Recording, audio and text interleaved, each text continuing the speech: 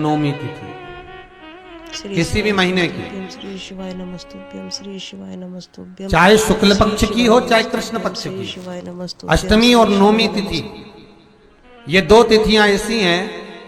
मान लो तुम्हारा पैसा तुमने किसी को दिया, 5 लाख, 4 लाख, 3 लाख, 10 लाख, 8 लाख, 2 लाख, 50,000, 25,000, 20,000, 40,000, और वो पैसा नहीं दे रहा आपको, आप हार गए कह के कर, फोन लगा लगा कर, भैया दे दे रहे, परेशानी है, दे दे रहे भैया, हम तो परेशान हो गए, और हार गए, नहीं मिल रहा, बहुत परेशान। तो महाराज किसी भी अष्टमी या नवमी तिथि के दिन आप मां जगतजननी जगदम्बा का शिव के साथ में, शिव शक्ति का स्मरण कर कर देवी के नाम की 9 आहुतियां, सूखे बीले की, मतलब बीला जो सूख चुका है उसकी 9 आहुतियां अग्नि में शंकर और सती के नाम से, शंकर और शिव के नाम से समर्पित करें, और आखिरी आहुति जो समर्पित करें उसमें थोड़ा सा भाग तिल का, और तिल भी काली नहीं चढ़ती उसमें, श्वेत तिल का भाग उसके साथ लगाकर समर्पित करें, और जिससे धन लेना है उसका नाम लेकर वो समर्पित करें महाराज, उसको सुध आएगी, और वो पैसा किसी भी हाल में आपके हाथ में थमाकर जाएगा ही, ये पक्का है। चल रहा हो, किसी व्यक्ति से कोई काम करवाना है, वो काम नहीं कर रहा, कोई फाइल आगे नहीं बढ़ रही है, कोई कार्य अटक रहा है, तो एक जल के पात्र में जल भरकर 5 बेलपत्री शिव जी को समर्पित कर कर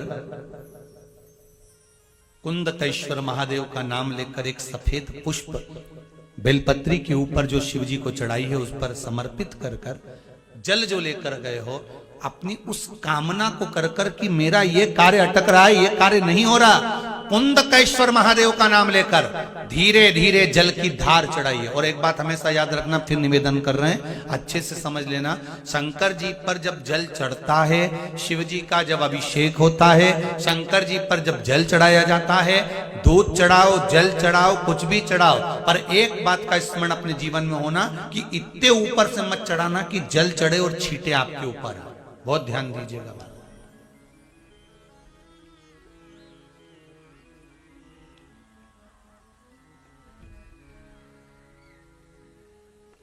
यहां तो यहां तक वर्णन करा गया है कि शंकर जी का जल चढ़ा हुआ जहां से बहकर जाता है ना, उसको लांगा तक नहीं जाता। यहां लांगते हैं क्या? नहीं ना, परिक्रमा भी करेंगे तो वहीं से लौट कर वापस इधर जाएंगे। शिव जी का जहां से जल बहकर जा रहा हो, चढ़ा हुआ जल जहां से बहकर जा रहा हो, उसको लांगा तक नहीं जाता। और कई लोग बड़े बड़े आनंद में शंकर जी पे इतनी ऊपर से जल चढ़ाएंगे तो वो छींटे पूरे अपने ऊपर आना चाहिए, शरीर पर आना चाहिए। नहीं नहीं, उसका दोष है हमारा, उसका दोष है।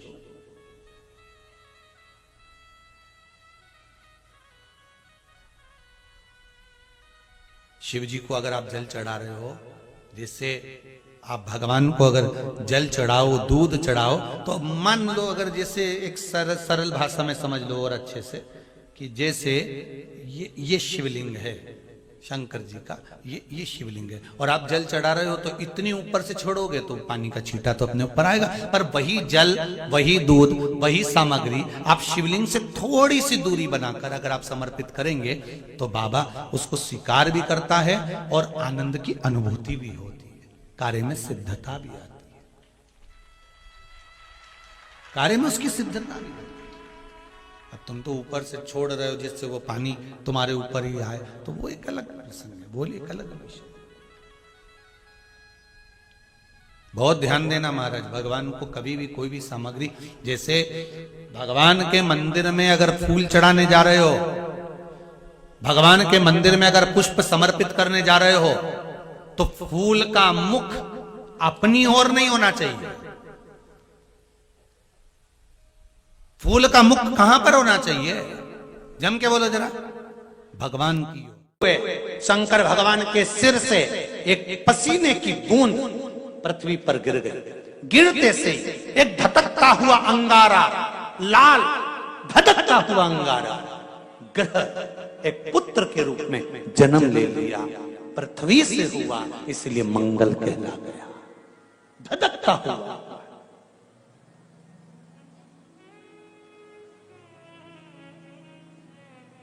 पर अंधकासुर अभी नहीं मरा है, अंधकासुर की मृत्यु अभी नहीं हुई है।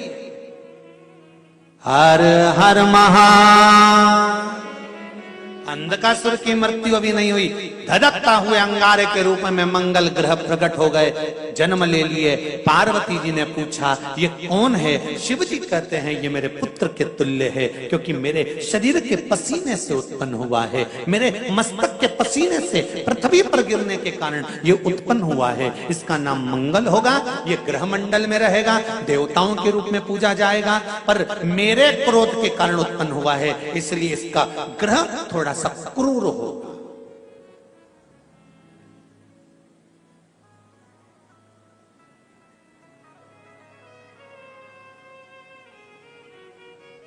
एक बात बहुत ध्यान से सुनिएगा, विवाह, शादी, संतान प्राप्ति, विवाह के बाद में विवाद या किसी नए कार्य के लिए आगे बढ़ रहे हैं और उसमें अड़चन आ रही है, तो एक बार किसी ज्योतिषाचार्य के पास जाकर पूछना, वो बता देगा या तो मंगल या शनि कुछ ना कुछ, कोई ना कोई क्रूर ग्रह तकलीफ दे रहा होगा। ज्योतिषाचार्य के पास जाएंगे, वो कहेगा।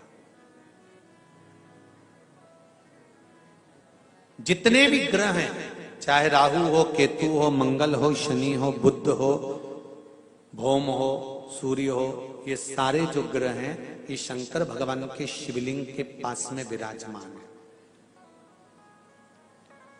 शिवलिंग के पास में विराजमान।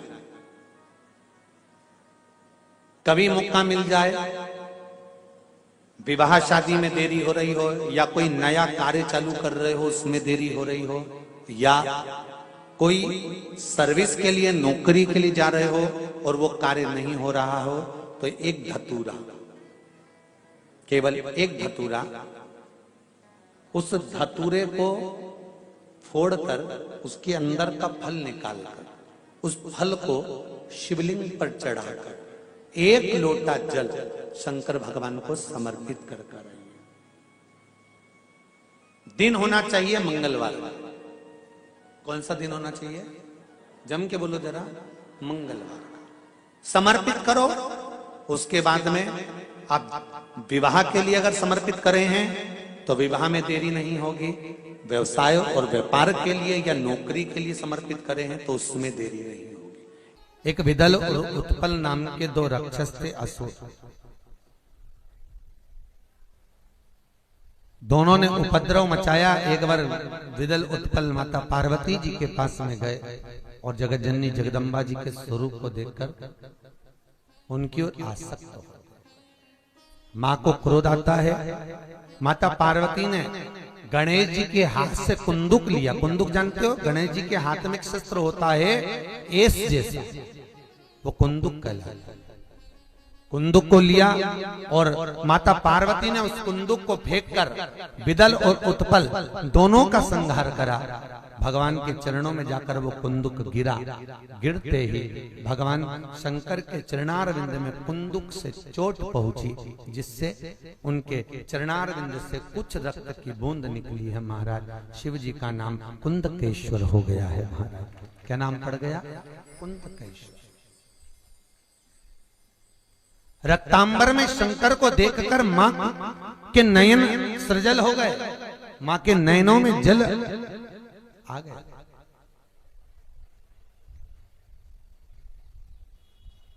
इसलिए माता पार्वती ने भगवान शंकर से वर मांगा, भोलेनाथ आज के बाद आपके शरीर पर रक्तांबर ना दे, रक्त ना दे। महाराज चंदन चढ़ेगा, अष्टगंध चढ़ेगा, हल्दी चढ़ेगा। अच्छा, कई लोग कहते हैं महाराज जी किसी किसी शास्त्र में हमने जैसे एक लाइन इसमें ही पढ़ लो, लिंगाष्टक इसमें शिव के शरीर पर मां कह रही है रक्तांबर ना दे।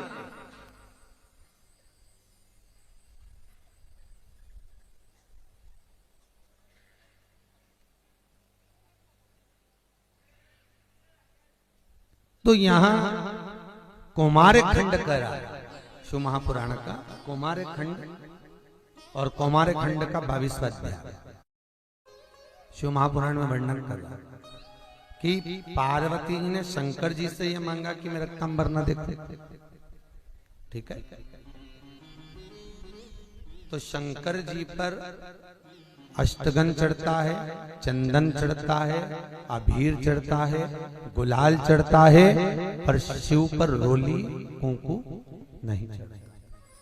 पर लिंगाष्टक के अंतर्गत कुमकुम चंदन लेपित लिंगम या स्पष्ट किया कि कुंकू चंदन। तो महाराज जी फिर ये चरित्र का वर्णन, कुंकू तो यहां लिखा है कि कंकु चढ़े, तो बहुत ध्यान देना महाराज। शंकर भगवान के शिवलिंग पर आपको फिर निवेदन करूंगा, भगवान शंकर का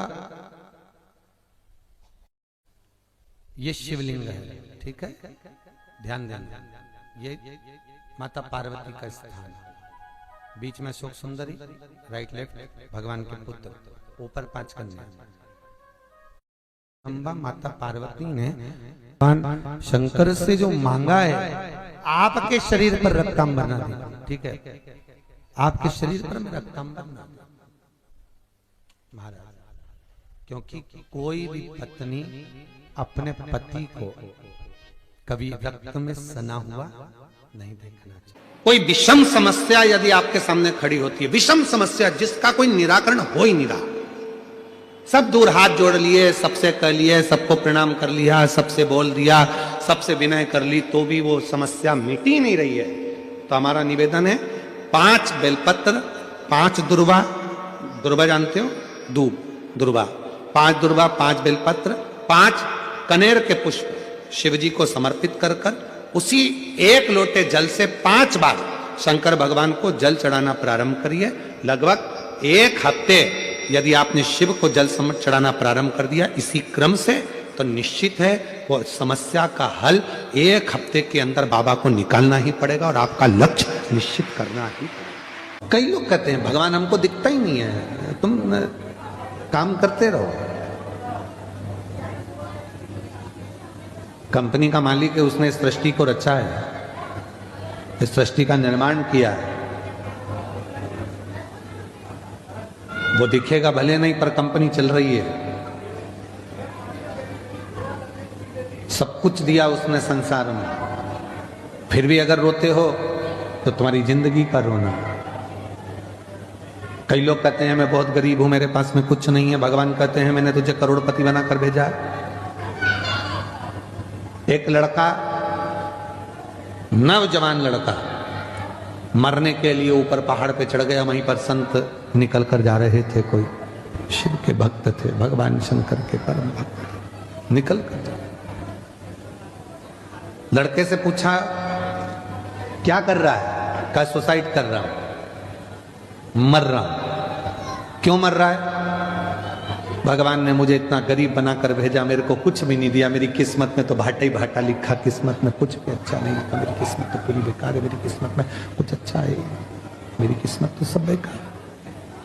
भगवान ने मेरे को कुछ अच्छा दिया ही नहीं, मेरी किस्मत में तो भाटा ही भाटा लिखा, मेरी किस्मत है ही अच्छी है, तो मरना अच्छा, इसलिए मैं मर रहा हूं। शंभो शंभो शंभो शंभो, मैं मर रहा हूं, मैं मरने जा रहा हूं। गरीब है, परमात्मा ने मेरी किस्मत में धन नहीं दिया, तो संत ने कहा तू अगर मरने ही जा रहा है तो कल मर जाना, आज का मुहूर्त है भी अच्छा नहीं, आज मरने वाले भूत बन जाते हैं और कल मरेगा तो सीधे बैकुंठ जाएगा। तो उसने कहा एक ही दिन की तो बात है, कल मर जाऊंगा, उसमें कौन सा टेंशन, पर एक दिन में करूंगा क्या? तो संत ने कहा अब जब तू मर ही रिया है तो मेरे काम आ जा, थोड़ा बहुत मेरे ही काम कर ले, मरते मरते मुझे ही कुछ दे के चले जा। तुम्हें क्या चाहिए? तो क्या बस कुछ नहीं चाहिए, तू मेरे साथ चल। संत ने हाथ पकड़ा, उस व्यक्ति को लेकर राजा के पास पहुंच गया। राजा ने देखा मेरे गुरुजी आए, प्रणाम। गुरुजी ने आशीर्वाद दिया, राजन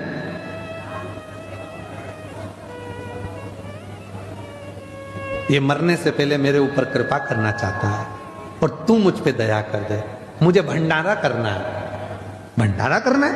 हाँ, पर मैं किसी से पैसे मांग कर नहीं करूंगा। मैं इस व्यक्ति को लेके आया हूं, इसकी दोनों आंख खरीद ले। राजा कितने पैसे देगा बोलो? राजा ने कहा एक आंख का 1 लाख, 2 लाख रुपए दिए। ठीक है। इतने में बाजू में लड़का खड़ा था, मैं काय को बेचूं? मेरी आंख? संत ने कहा कल मरी तो रियायत दे जा, तेरा तो आपका क्या चाहे, मरने से पहले तो देना। तो महाराज अब मेरा मन है कि इसके 2 कान भी खरीद लो। कितने दोगे? 50-50 हजार। ले। इसकी दोनों किडनियां। राजा ने कहा किडनी ठीक है, 15-15 लाख। पांव 5-5 लाख, हाथ 8-8 लाख, 1,12,00,000 का हिसाब बन गया। चलो निकाल लो इसका सब, पैसे दो। इतने में बोला मैं काय को दूं, मैं काय को दूं? भाई तो कल मरना ही तो है, उससे पहले देने में दिक्कत क्या है? नहीं मैं नहीं दूंगा। उसको समझ में आ गया, संत के चरण पकड़ लिए। महाराज मुझे नहीं मालूम था कि मैं भी करोड़ों का हूं, मैं भी करोड़ों का हूं, मुझे मालूम नहीं।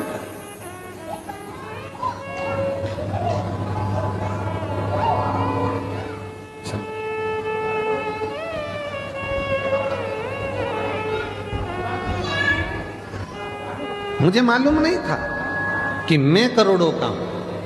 आज मुझे मेरा ज्ञान हुआ, आज मुझे मालूम पड़ा कि मैं करोड़ों का हूं। हम अपने आप को कमजोर समझते हैं, हम अपने आप को खाली समझते हैं, हम अपनी कीमत नहीं समझ पाते। जिस दिन हमने अपनी कीमत को जान लिया, जिस दिन हम अपनी कीमत को समझ कर, जिस दिन हमने हमारी कीमत को समझ लिया कि परमात्मा ने हमको जन्म दिया है, वो परमात्मा ने अगर हमें संसार सागर में भेजा है तो खाली नहीं भेजा है।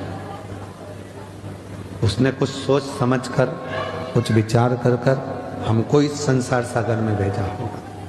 कहती है जिसके शरीर में काया का रोग हो जाता है, सोराइसिस जैसी बीमारी हो जाती है, खाल निकलने लगती है, चेहरे पर कालापन आ जाता है, आंखों के नीचे कालापन आ जाता है, या शरीर में काले काले धब्बे पूरे शरीर में कहीं पर भी पड़ जाएं, डॉक्टर का इलाज करवाओ, डॉक्टर को शिव मानो, जो दवाइयां दे वो खाओ, जांचें करने की बोले जांचें कराओ, पर साथ में एक काम और करो, शंकर भगवान को 5 बेलपत्र 5 दुर्वा समर्पित कर कर एक ही लोटे से 5 बार थोड़ा थोड़ा जल सुंदरेश्वर महादेव के नाम से चढ़ाओ।